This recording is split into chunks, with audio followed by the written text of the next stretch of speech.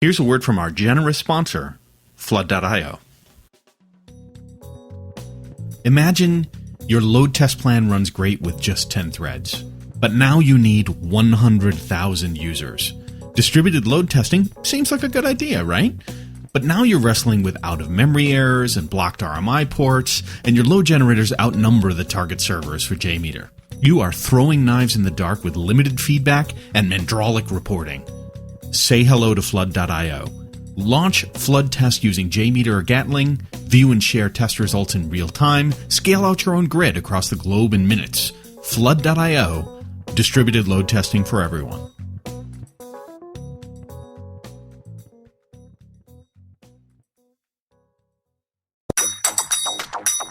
It's time for PerfBytes. What the is PerfBytes? The fourth square meal of the day. Don't bookmark PerfBytes.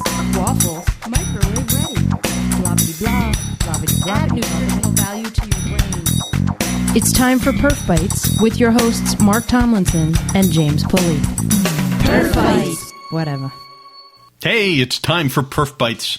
Hello, PerfBytean listeners. Welcome to 2014. And of course, it's a brand new year here for PerfBytes. And of course, that's just perfect for James and I, who want to kick things off with a brand new topic. Let me introduce my notoriously illuminating co-host, James Pulley. James, how are you? Fine.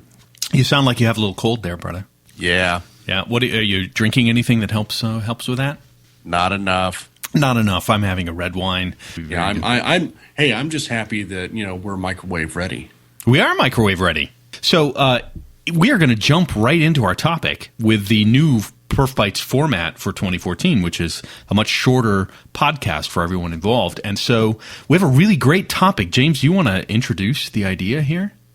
Well, Mark, if my voice was in tune, I would sing a chorus of this. Yeah. But the short answer is blame the tool. It's sort of like the Hallelujah chorus. Blame the tool. What is that? Yeah, this is the Hallelujah chorus, right? Blame the tool. Blame the tool. Blame the tool. Blame the tool. Blame the tool. That was pretty good, wasn't it? Sure, we'll go with that, Mark. We'll go with that. What do we even mean by this blame the tool thing, James? Well, unfortunately, most of the time, Mark, it really means a person has hit their limit of knowledge with the tool. And instead of owning up to the fact that maybe they haven't done something with the tool before, or they don't know how extensible a particular tool is, or maybe that they don't have time to investigate, they're just going to blame the tool and they're going to try to move on. They're going to substitute another tool. They're going to play political cat and mouse and do whatever. But most of the time, it's not a good reflection on your talent that you have in-house. Yeah. First, let's start with some respect for the fact that working with some of the performance testing tools that support 30, 40, 50, 60 different protocols, how many, it's already a complex job, and then you start jumping in to do scripting and recording and creating scripts that exercise the application's infrastructure at the transport level, and that's complex. And you know what? For somebody with a few years' experience, they probably nowadays touch the web protocol. They maybe touch something in maybe COM, DCOM, web services, SOAP, or a web services infrastructure kind of thing, right? But, yeah. A lot of guys, they've never even seen, say, ODBC traffic, or WinSock is more and more rare. Mark, there have been people out there that don't even do web very well. Yeah. So as a manager, if you're in charge of the performance team, the important thing to keep in mind is if you've got some young folks that don't have a lot of experience, a lot of times they might come to you with a message that's, well, the tool can't do it. And actually, they just don't have the experience or they don't have the skill. And so that's probably the most common thing that we hear when, a practitioner, an engineer, blames the tool. And you know what? It's on us as professionals to be honest with ourselves and with our companies. Hey, you know what? This is the first time I've ever worked with secure sockets, or you know what? This is a totally new protocol. Like let's say someone's doing WebSockets, or they're doing Speedy as a protocol, right? Yep. Boy, I don't even know if a tool supports that. So you got to be honest and very transparent, because one, respect that it's really complex work. And then you've got to be honest with yourself to don't just blame the tool. I think that's really where the heart of it comes from. But James, you and I thought of a few other reasons that some people jump in and say blame the tool. The second of which is that, like we said at the top of the show, this could be a political or could be a means of competition.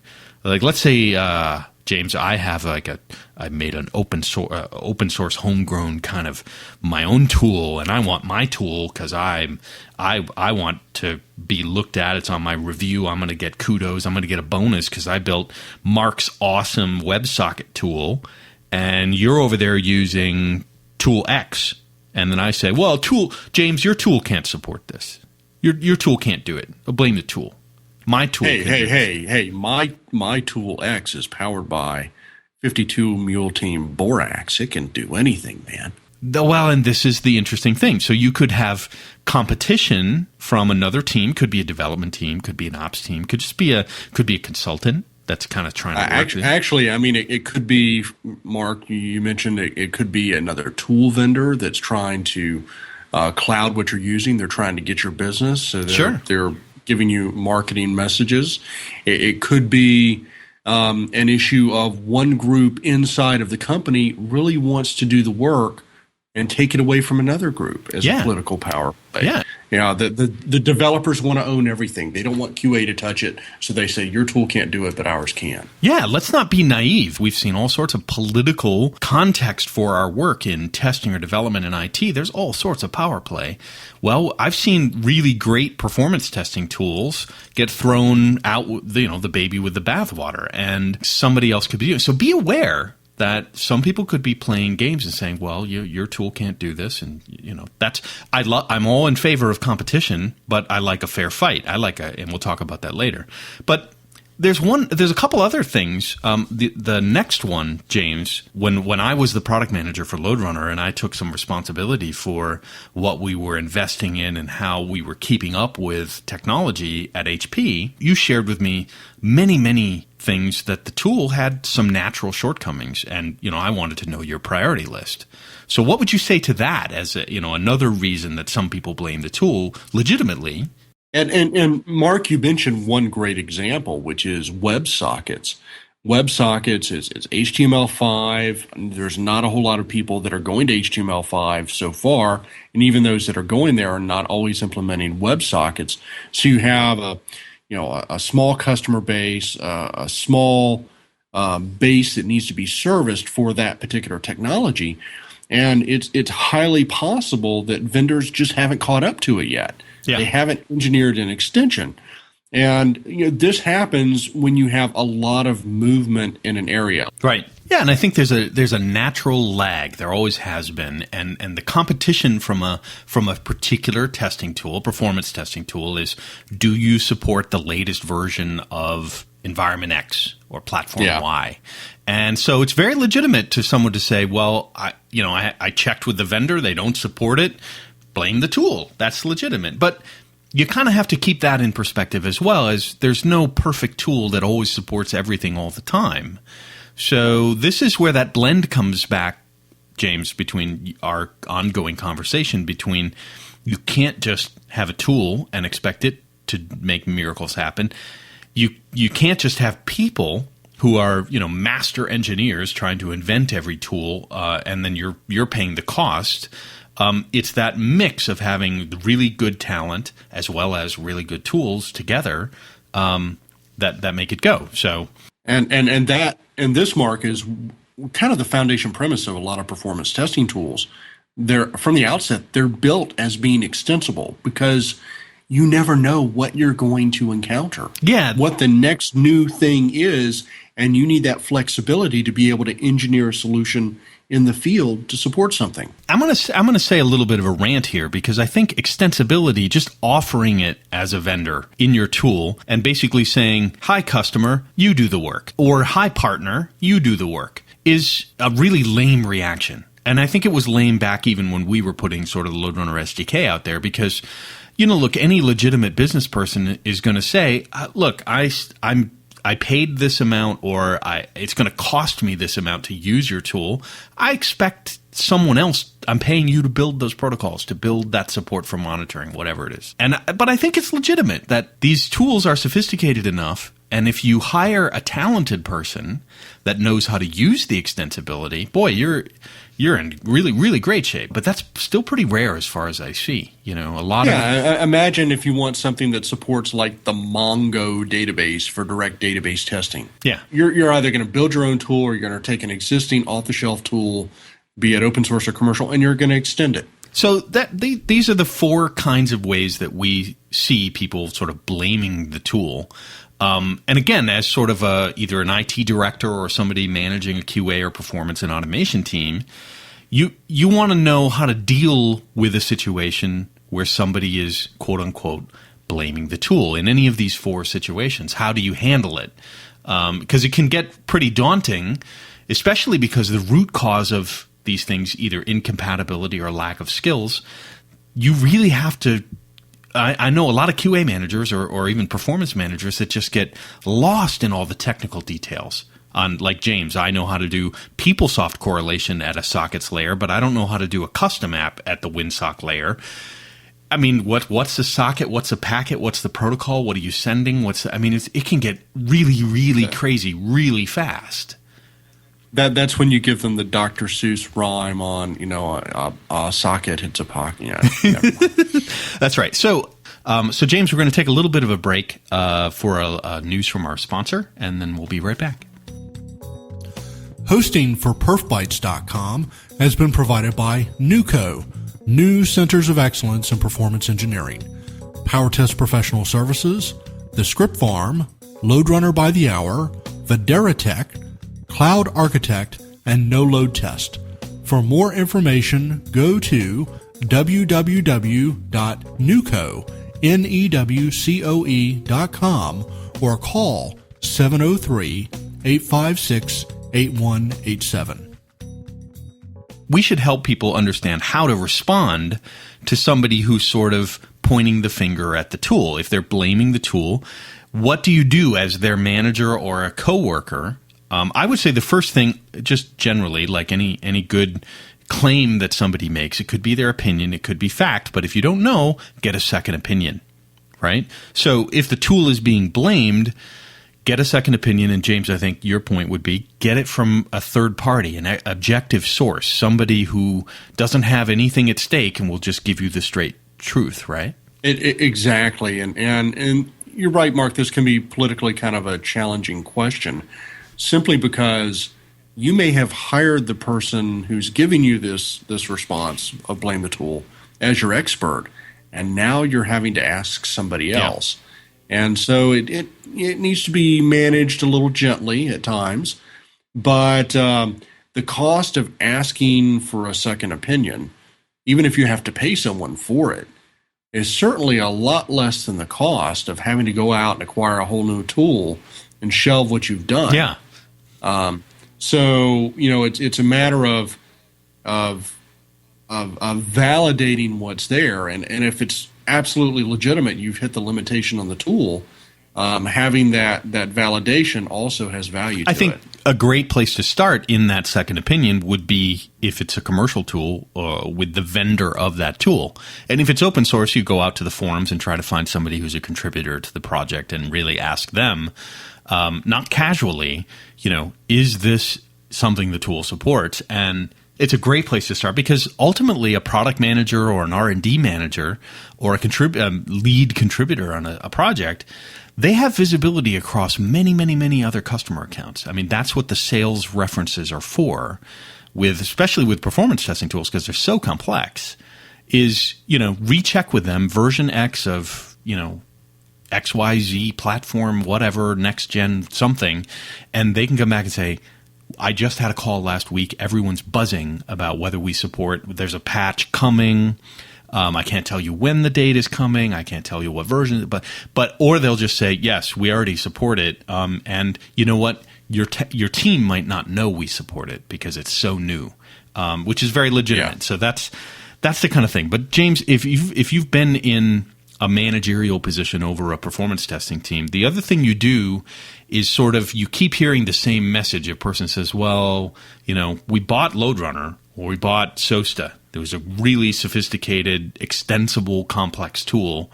And the person keeps coming back and saying, well, the tool can't do this and the tool can't do that and the tool can't do that. You'd start to get suspicious. What do you do if you kind of want to really suspect that somebody has a skills or experience issue? What's your recommendation? Well, Mark, you do need to sit them down and look them square in the eye and ask them honestly, is it the tool? Or is this something that is just dramatically new to you? And I can give you an example. We had an organization we were familiar with. We provided training to them, and they wound up letting all of their performance people go and hiring a firm overseas in Russia. And that firm kept telling them, LoadRunner can't do it, LoadRunner can't do it, LoadRunner can't do it, but Visual Studio can do it. and that should be the first clue. If they have a tool picked out already that can do it. The problem was they switched to Visual Studio and they weren't any more effective. Yeah. So it wasn't Visual Studio in this case. So sit them down, ask them very honestly, is it the tool or is it just something you haven't done? And going along with that, it doesn't hurt to do a little bit of back checking on their background as well, because unfortunately in this profession, there's a very high degree of resume fraud. Yeah, that's sad. So especially if you're working with a third-party services, consultants. I mean, James, you and I are consultants. But we're very transparent. I mean, we have a podcast. Everyone knows what we know, and we don't hide much.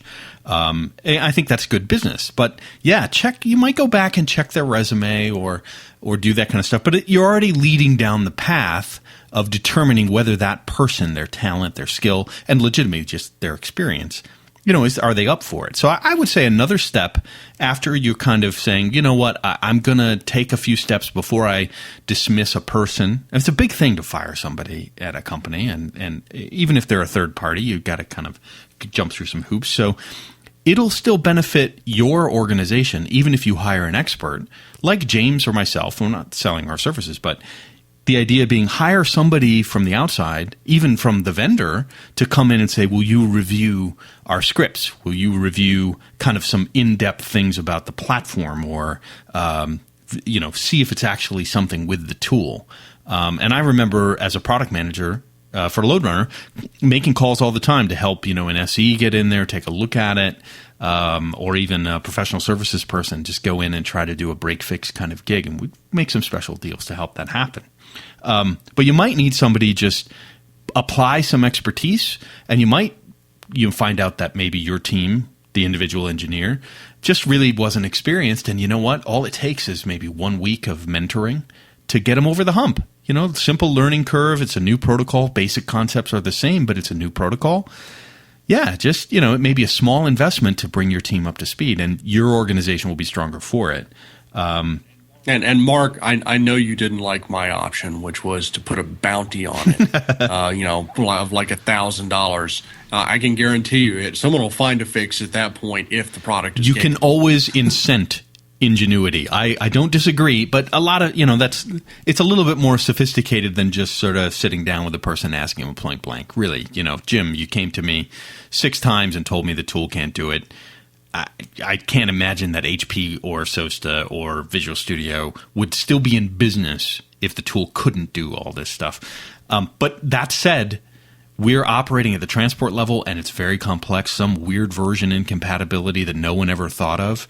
Believe me, it can happen. And Mark, that gets to some of the questions that you might just sanity check a little bit. Ask some of those common questions that occur with every tool, such as, is this a question with dynamic data?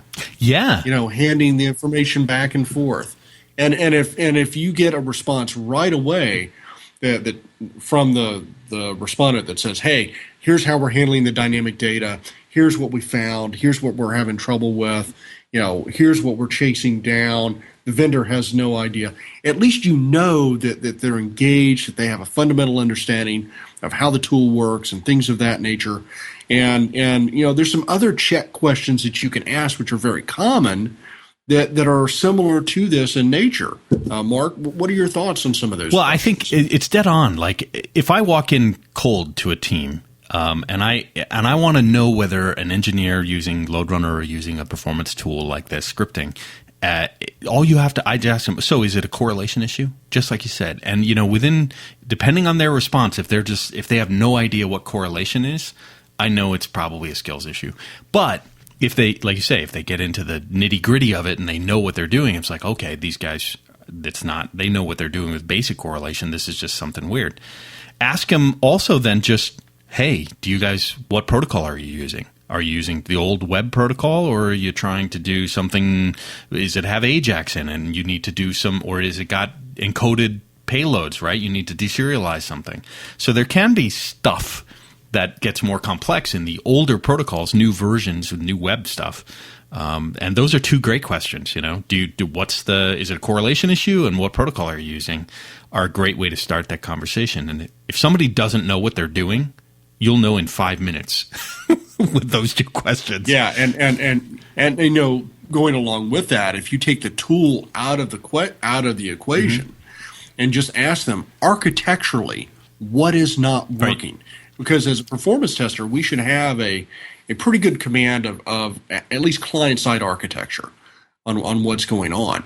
And if the respondent cannot take the tool out of the answer related to architecture, that's a general red flag. Yeah, if they don't know how packets get routed from point A to point B across the stack, if they don't know the configuration of the platform, if they don't know how the operating system is set up, if they don't know how to tap into the kernel to do monitoring, if they don't know how the app actually responds from a basic fundamental client server model, and that there's maybe 8 different protocols involved.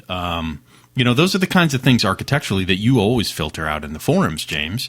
And it's a great next level question, right? It's like, if you can't answer the first 2 questions, do you even know how the app works? And a lot of times you'll find folks coming from a functional automation background trying to do performance work, and it doesn't quite fit, right? It doesn't quite work. And then the next thing, again, if you're a QA manager leading this team, what your next option is to either bring in a vendor or a partner to say, look, can you do some script review? And this is something you could do remotely, right? James, you do this. You just send in to scripts to LoadRunner by the hour, and you see some basic stuff that says, hey, that these scripts are clearly, not even matching the right protocol. They're doing web techniques, and it doesn't fit with this new AJAX thing. They're doing, they're trying to record stuff that's in a PeopleSoft world, or they're trying to do stuff with AJAX, and it's not working. They tried stuff with TrueClient, and it's just basically not working. So even a script review with an external expert, again, get a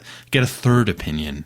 And that those are very reasonably priced items for almost every organization.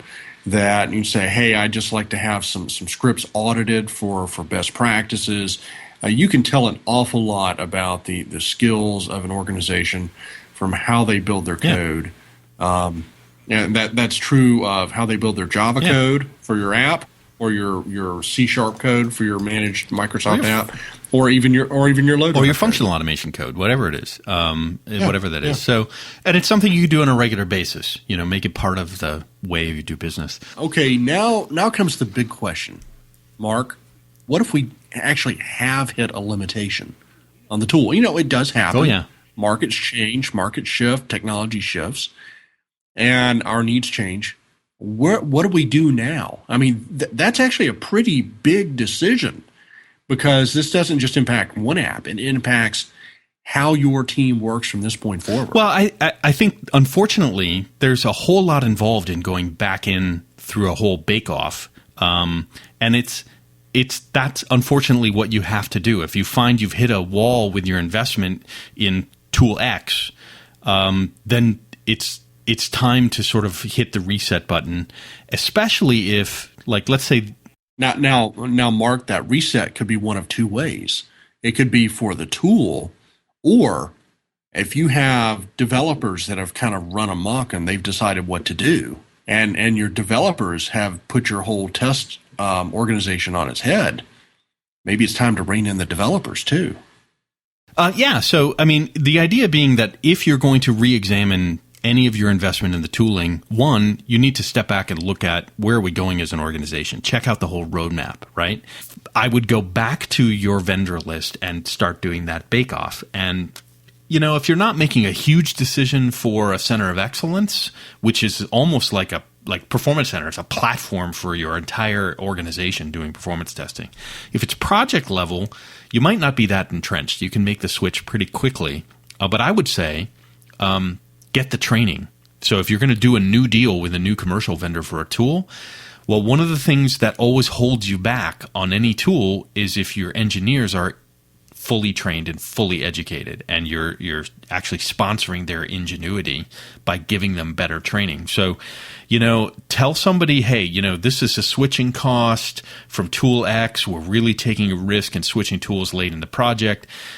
Show me some love here and start baking in some educational and professional services to get us switched and get over that learning curve.